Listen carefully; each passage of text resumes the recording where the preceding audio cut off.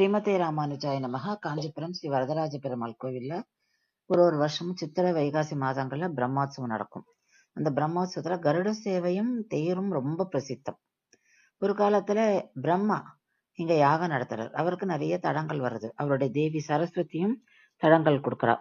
அதனால பிரம்மா ஸ்ரீமன் நாராயணன்ட்ட வேண்டிக்கிறார், தன்னுடைய யாகம் பூர்த்தி ஆகணும், பெருமாள் தான் அதற்கு உதவணும் அப்படின்னு சொல்லி. பெருமாளும் சரின்றார்.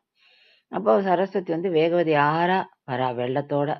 அப்போ பெருமாள் ஆறோட குறுக்க படுத்துண்டு அவளை தடுத்து விடுறார். யாகமும் நல்லபடியா நடந்து முடியாது. அந்த யாகத்துல ஸ்ரீமன் நாராயணனே புண்ணிய கோட்டி விமானத்துல சங்கு சக்கர கதாபாணியாக தோன்றார். அப்ப அங்க இருந்த எல்லாருக்குமே அவ கேட்ட வரங்கள்லாம் கொடுக்கறாராம். அதனால இவர் வரதர் அப்படின்னு திருநாமம் பெற்றார். ஐராவதம் யானையே மலை போல வடிவம் கொண்டு எம்பெருமான தாங்கி நின்றதுனா, அதனால இந்த இடத்துக்கு அத்திகிரி அப்படின்ற பெயர். இங்க உற்சவர் பேரருளாளன் தேவராஜ பெருமாள் என்ற திருநாமங்களோட நமக்கு காட்சி தரார். தாயார் பெருந்தேவி தாயார். ஸ்ரீமதே ராமானுஜாய நம.